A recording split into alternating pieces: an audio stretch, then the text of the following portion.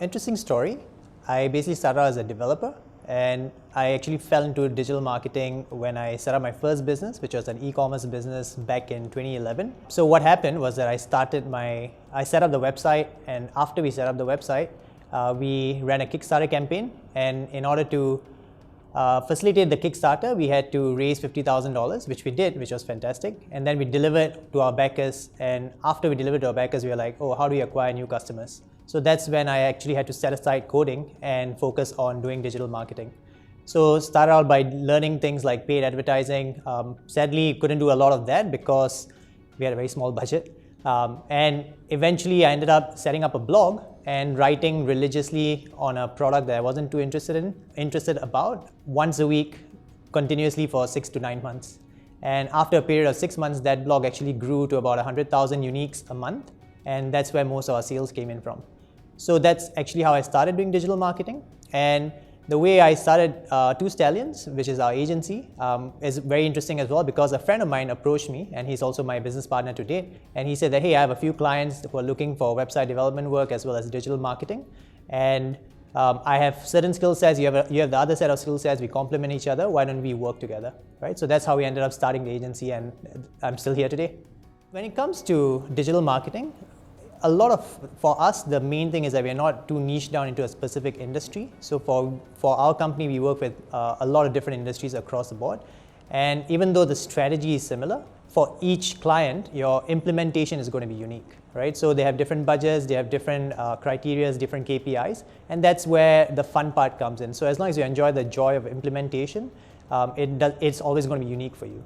For me personally, I derive my inspiration from my team, because these days I don't really get down into nitty-gritty aspects of running the campaigns myself. So I usually will just reach out to my team and say like, hey, how's this campaign going? What are you guys doing specifically for this client? Then I'll throw a few questions at them, or I'll ask them like, hey, have you heard of this new tool? Or have you heard of this new thing that you can do? And then chances are they probably have, which is kind of sad, but yes, that's how I end up learning more things from them, because they're all really passionate about what they do. So they're always learning, and whenever I ask them questions, they're able to answer my questions and they're able to add additional insights to me. So yeah, my team is where I gain most of my inspiration from.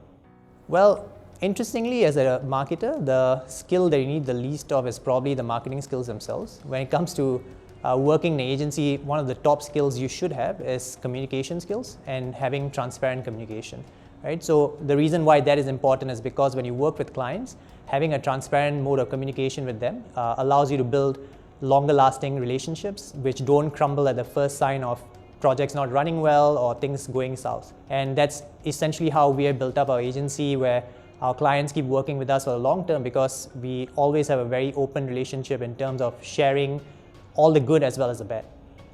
Another skill that's really important for a marketer to have is patience, because while you as a marketer might have a lot of skills, the people you work with may not be as up to date as you. So there's a lot of back and forth with certain clients who may not be as knowledgeable, and it's important for our team to also be able to educate them. So as a marketer, you need to be patient with them and ensure that you are educating them on whatever it is that they need to know in order to keep up with what you're doing and be on board with what you're doing. And the last skill when it comes to marketing is continuous learning, because when I started in digital marketing, the only social platforms that were around were Facebook, Twitter, and LinkedIn had just started gaining some traction. And today there are tools like Snapchat and TikTok. Sadly, I don't use either one of them, but I do know about them, right? So as a marketer, you have to continuously keep learning and keep upgrading yourself. So the easiest way to do that would be to just read blogs, follow some of the industry leaders in the space, and make sure that you keep up with what they're looking at. And of course, even if you're doing development work and not just marketing, you still need to understand what the latest technology stacks on which you're going to be building, right? So those are 3 things that you should as a marketer know about. When it comes to running digital marketing campaigns, the thing that is usually most challenging is non-digital, right? So one of the campaigns that I remember in our early days when we first started our agency was when we worked with a large FMCG brand, and this was a project around social and SEO. And the main challenge we faced was we were working with a regional team around some of their Southeast Asia clients, around some of their Southeast Asia assets. And for each of these projects, we had to work with a local team through the regional team. And it got very, very difficult, because getting access to tools, getting access to data at the local level was very, very difficult. And once we got that, when our team used to make the creatives for the project for social, we'll send it to a regional team, they'll say, yes, it's great. Then we'll send it to local and they'll say it's not. So we had to do a lot of iterations. So there's a lot of teething problems over there. So that was really, really challenging because it set us back by at least 3 or 4 weeks in terms of getting the project done. But the good thing for us was once we got through all of these problems, we actually had a very successful campaign. So once we had a process in place where everyone was on board and working together, the SEO results it was a 3-month campaign. The SEO results were really good. So we were working on a subsection of their website and we managed to grow their traffic to that subsection by about 400%. And the traffic is also really engaged. So we saw that the bounce rate had dropped by about 50%. And the pages per session had increased by about 27%. And for the social media as well, the challenge again that we faced there was a lot of our initial ideas. We couldn't really implement them because this industry has a lot of restrictions. So we actually had to spend time learning about these restrictions, throw out a lot of our original ideas, and then come back with new ones. Eventually, after we ran the social media campaign over the quarter, we actually managed to drive a 100% increase from social media traffic back to the site. And the traffic again was a lot more engaged. In terms of pages browsed, they were browsing over 4 pages per session, which was really fantastic. So the clients were really happy, and for us, this became a really good case study for future clients as well.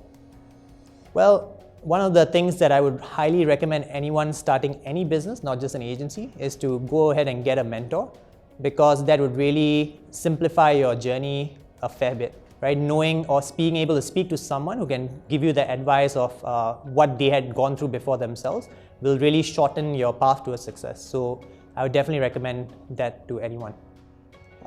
So to be fair, for us, even in the early days, we started out by implementing a project management system, and that made our life very simple because everyone who was part of the team would be part of that management system.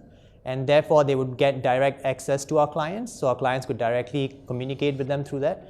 And also for our team, they'll be able to upload all of their workload data and tasks into that system. So it made facilitating projects and running them quite straightforward for us. In terms of my management style is actually very hands-off, because I believe very strongly that you hire people for a reason. And as someone who is in a high-level position, you don't want to be micromanaging them. So you hire the right people for the role, and then you get out of the way and let them do what you want them to do, right? So generally, my approach is very hands-off, where I only check in from time to time in case they need some help or in case they need some advice in terms of moving forward. So one of the lessons that I learned is a lot of people tend to work in the business rather than working on the business. And in the early days when we were just 2 people working with a bunch of freelancers, this was basically this was basically how I used to work, right? I'll be very much in the business. But the moment we started growing our team and hiring people in-house, I realized that I could not be in the business if I wanted the business to grow. This is a policy or a trap that a lot of owners fall into, where they keep working within the business and they can't take a macro perspective of what's actually happening. So wherever possible from the get-go, you should always start setting up systems, setting up processes, so that as soon as possible, you are able to extricate yourself from the business, and instead of working within the business, you work on your business and grow it. One of the things you want to ensure is not to start a business on your own, because when you start a business on your own, it's a very lonely road.